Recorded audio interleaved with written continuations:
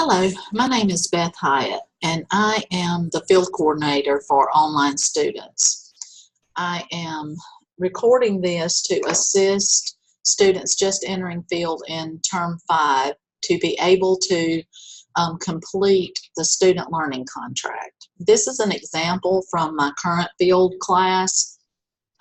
It's a very good example.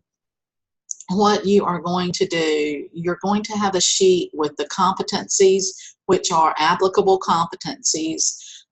It goes into more detail with the demonstrate ethical behavior, ethical and professional behavior, engage diversity and difference in practice, advance human rights and social, economic, and environmental justice, engage in practice-informed research and research-informed practice, engage in policy practice, engage with individuals, families, groups, organizations, and communities, assess individuals, families, groups, organizations, and communities, intervene with individuals, families, groups, organizations, and communities, and evaluate practice with individuals, families, groups, organizations, and communities. These are the 9 competencies from the Council on Social Work Education, which is our accrediting body, and you will use these examples.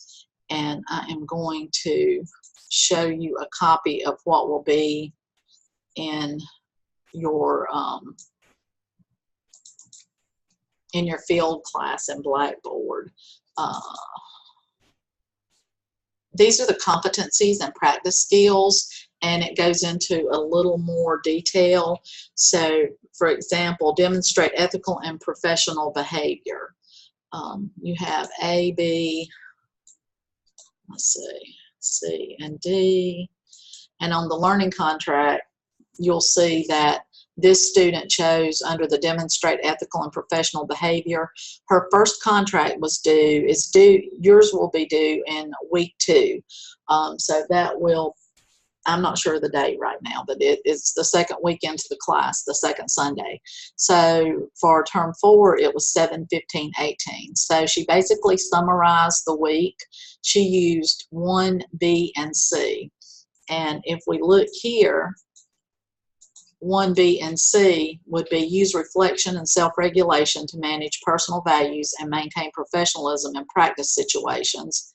And D is use technology ethically and appropriately to facilitate practice outcomes. So when we look here on 7/15B, well, actually she said B and C, I had to reflect on my own beliefs and values after sitting in on a foster care review board. The current foster family wanted the teen moved due to not getting along with the foster family's bio children. And C, in short, I dressed appropriately according to my agency's dress code policy, reviewed the code of ethics to ensure compliance. So with B and C, C was demonstrate professional demeanor and behavior, appearance, and oral, written, and electronic communication. So that is what the student did. Each one is like competencies 2, you'll have 2A, apply and communicate. You'll look over these and then you will complete the learning contract. So basically, and then on 8/12, which was the time in week 4 when the second contract was due, and you'll put the current date up here. She put engage in practice-informed research and research-informed practice, and she said she completed C. So she put the date, and this is for the 2 weeks. You don't necessarily have to document every day. You're going to summarize the 2 weeks. I was able to research different treatment plans. Actually, this was week 6. Treatment plans used for special needs clients in foster care field. I compared and contrasted what the company had already. Because of my research, they are formulating new policies and procedures. So she actually helped her field placement. This would be the 4th week, 7/29/18. She completed what she considered 8C, and I have, let's see what 8C is, and I have minimized it. 8C is use interprofessional collaboration as appropriate to achieve beneficial practice outcomes. So let's see how she did that. So with 8C, I was able to facilitate the paperwork for our foster families with special needs children to receive developmentally appropriate and properly sized free car seats through the Safe Kids program.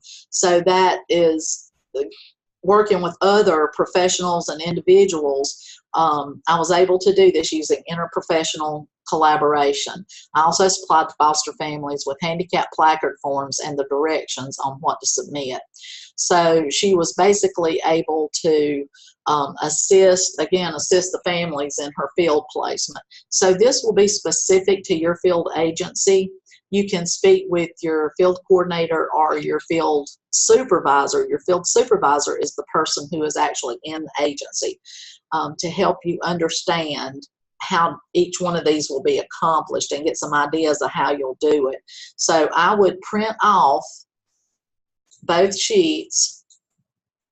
I would print this one and send a copy to my field coordinator and to my field supervisor at the agency.